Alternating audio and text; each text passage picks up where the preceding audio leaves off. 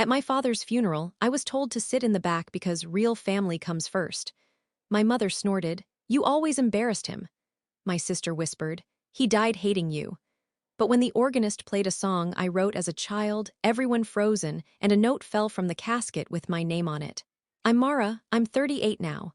Born and raised in Asheville, North Carolina. I'm the oldest of two. My sister, Delia, is 36, married with two kids. She's the golden child, and no, that's not jealousy talking. It's just how it's always been. Growing up, my father Samuel was strict, cold even. He was a former Marine and later a big shot in the insurance industry. Ran his life like a ledger. Everything had a place, a value. Emotions didn't factor in. My mother, Celeste, was a Southern perfectionist, quiet, composed, obsessed with appearances. Together they maintained an image, successful, moral, traditional. The kind of family that looked good in church pews and neighborhood block parties. The kind of family who never discussed anything real at the dinner table. I didn't fit. I was bookish, creative, and far too introspective for my own good. I loved to write, and I played the piano almost obsessively. I wasn't a prodigy or anything, but when you're 10 and constantly drowning in your own head, music feels like air. I wrote a simple tune one day, more melody than structure, and named it Porchlight. It was innocent, made up of a few chords that reminded me of late summer evenings on our rickety old porch. I played it for my dad once. I remember so clearly the way he looked at me, not with pride or curiosity, just a kind of confusion. He left the room before I finished. That night I heard him say to my mother, "She's always been strange. I don't know what we're supposed to do with her." That was when I learned that silence can be louder than yelling. Delia, meanwhile, followed the script. Ballet classes, church choir, cheerleading. She laughed when she was supposed to, cried when it was expected. She became everything I wasn't. My parents doted on her, and the more they did, the more I tried to disappear. By the time I was in high school, my father barely acknowledged me. When he did, it was to correct me, how I spoke, what I wore, the books I read. When I got into UNC Chapel Hill, he told me, "English isn't a real degree." I should have cut ties then. But I didn't. I guess I kept hoping for something that looked like acceptance. Years went by. I moved to Atlanta after graduation and started teaching at a charter school. I published some short fiction. Nothing huge, but enough to feel proud of.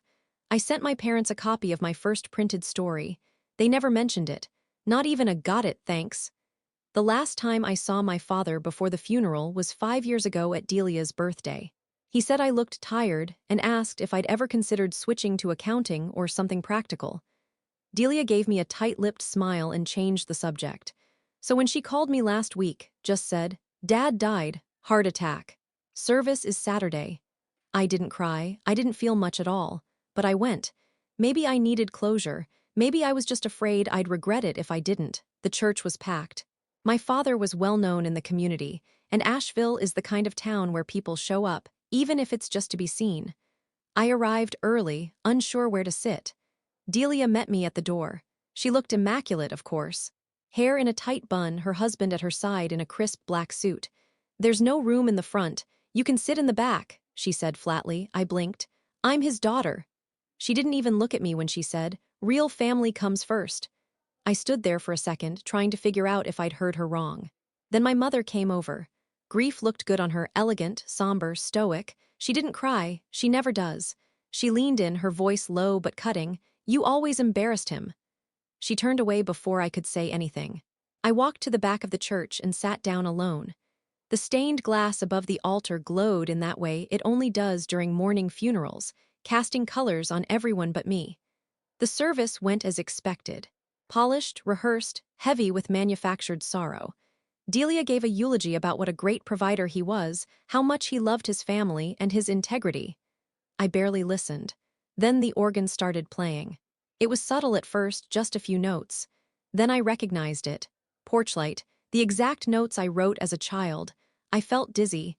There was no way anyone could have known it. I never recorded it. I hadn't played it in over 20 years. My hands started to shake. Delia looked up at the organist with a confused expression. My mother's posture stiffened. The room went quiet. Then something strange happened. A small white envelope slid out from under one of the flower arrangements on the casket. It landed gently on the floor. Nobody moved at first. Then someone picked it up and handed it to the minister, who turned it over and read aloud. Mara Whitmore. I felt every eye on me as I walked to the front of the church. The world got very small and very quiet. My mother looked furious. Delia looked stunned. The note was in my father's handwriting. It read, Mara, if you're reading this, I'm already gone. I won't pretend to be the father you deserved. You challenged me in ways I never understood and I punished you for it. That's on me. But I never stopped hearing that melody. The one you wrote, Porchlight, it stuck with me all these years. I kept it. I had it transcribed. I didn't know how to tell you I was proud, so I didn't. I hope you'll forgive me, even if I don't deserve it. I'm sorry for what I didn't say when it mattered. You were never the problem, Dad. I don't remember walking back to my seat. I don't remember the rest of the service. Afterward, I left without speaking to anyone. Not my mother, not Delia, not the people who suddenly looked at me like they were seeing something new. I sat in my car for over an hour, the note in my lap, wondering why he waited until death to be honest. Wondering if he meant it, or if it was just guilt. That's where I'm at, Reddit. I don't know how to feel. I don't know what to do. I've spent a lifetime thinking I was broken, that I didn't belong, that I had to earn something that should have been freely given. And now I don't even know who he really was. I haven't returned Delia's messages. She's been calling. My mother sent a card 2 days ago, just her name, no words. I've been playing piano again, that's something. But I feel like I'm unraveling. Part of me wants to scream at them. Part of me wants to disappear again. What would you do? I didn't go home right away after the funeral. I couldn't. My little one-bedroom in Atlanta felt too far away, but the idea of staying in Asheville made my skin crawl. So I checked into a cheap motel on the outskirts of town, the kind with flickering hallway lights and scratchy towels. But it was quiet, and for the first time in days, I could hear myself think. I laid the letter on the bed like it was sacred. I must have read it 100 times. I wasn't sure what I was looking for, a secret message, a sign he meant it. Something between the lines that would change how hollow everything felt. But no, it said what it said. I found myself wondering how he even got the song. I never wrote it down formally. Did he remember it that clearly? Had he asked someone to notate it from memory? Had he recorded me somehow without me knowing? The idea of him remembering it, obsessing over it even, felt bizarre. This was the same man who once told me I looked ridiculous playing piano barefoot. The man who turned up the volume on the TV every time I practiced, who called my writing navel-gazing garbage. But then again, maybe he didn't hate it. Maybe he just hated not understanding it. Or me. The next morning I drove past our old house. It looked smaller. The shutters needed paint and the hedges were overgrown. The porch swing was gone. A for sale sign was staked in the front yard. I parked a little down the street and watched for a few minutes, unsure why, just processing, I guess. I remembered the smell of Sunday roast coming from the kitchen window. The way I used to trace raindrops on the glass in the den while my father yelled at the football game. The carpet I once spilled grape juice on and lied about. The time I got grounded for reading the bell jar because depression isn't ladylike. A family of 3 walked by with a golden retriever.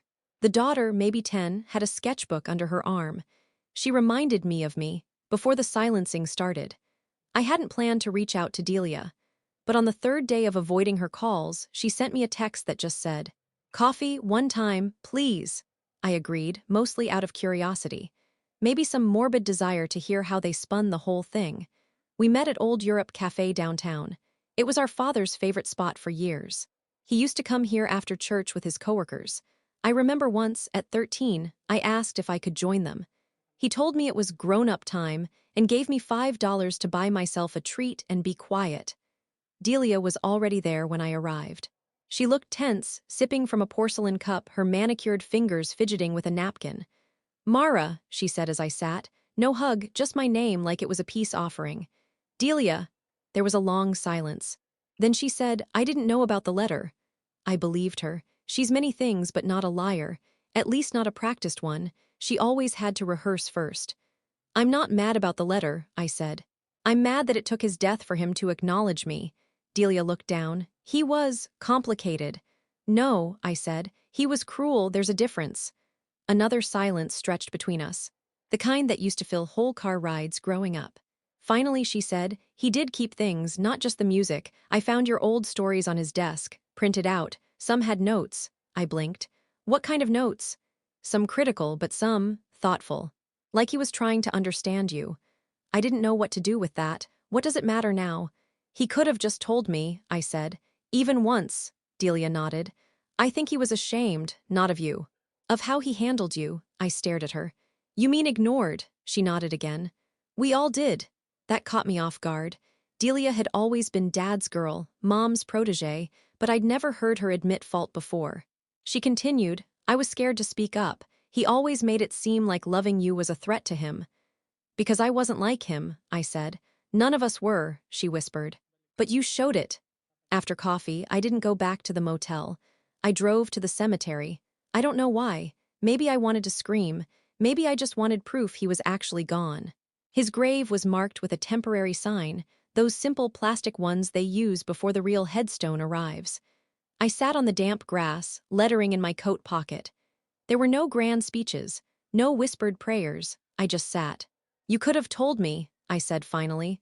One real conversation could have changed everything. A breeze lifted the hem of my coat, and for a second, I swore I could hear the faint echo of porch light on the wind. Maybe it was in my head. Maybe it was the organist in some nearby chapel. Or maybe, somehow, it was real. I've started playing again, first just a few notes, then whole songs. My fingers are rusty, but the muscle memory is still there. I even dug out a few old notebooks. Some stories that never made it to print, some too raw, too close to the bone. Now I wonder if I should try again. Write something real. Not for them, not for validation, just for me. But I still don't know what to do with my mother. She hasn't said a word since the funeral. Not even a follow-up to the card she sent with just her name. It's like she believes the note from my father erased her part in everything. It didn't. If anything, it made her silence louder.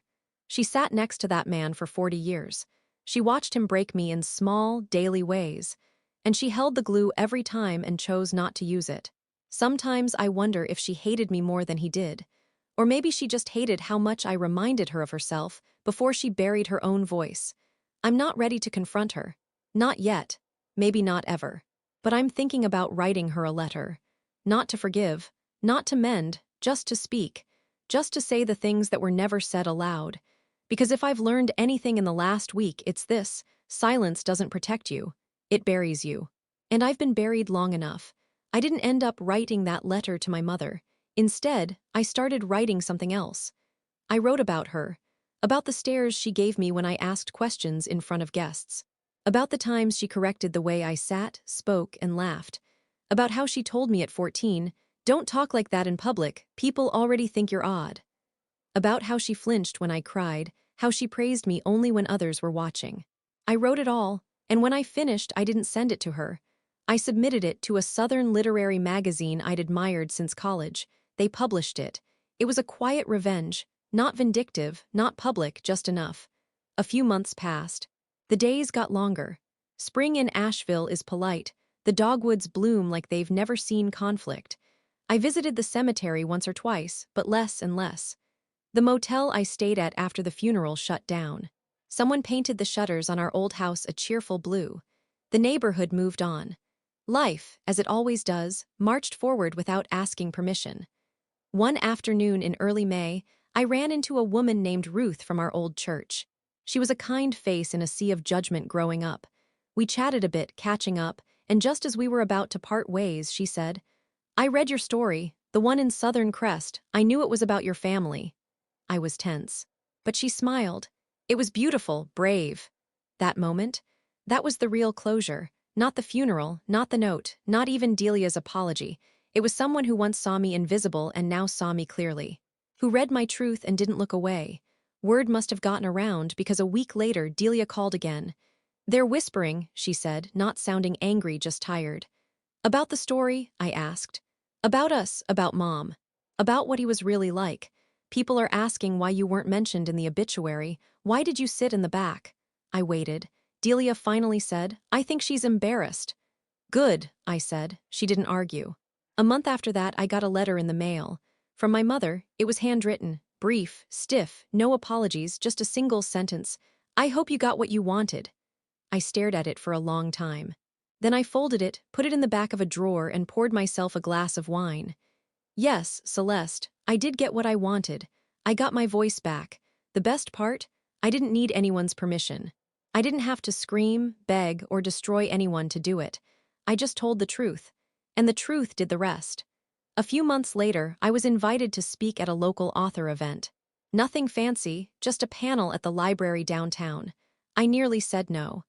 But then I remembered the girl I used to be, the one playing barefoot in the living room, the one who believed her voice was too weird, too much. I went. I read Porchlight aloud, then the story about my family. A woman came up afterward, holding her teenage daughter's hand. She said, "Thank you, I think she needed to hear that." I think I needed to hear that too. Delia and I aren't close, but we're not estranged either. We've reached an understanding. She still sends photos of her kids. I responded. Occasionally, we talk. We avoid the heavy stuff, but for now, that's enough. My mother. I haven't spoken to her since her letter. But the funny thing is, I no longer feel the ache for her approval. She built a house in silence, and I finally walked out of it. Now, I live in a modest place near Bent Creek. I teach part-time, write full-time, and play piano for myself again. Some evenings I still play Porchlight. It doesn't make me cry anymore. It feels like home, finally. Not the kind I came from, the kind I built myself. And that, Reddit, is the ending I never thought I'd get.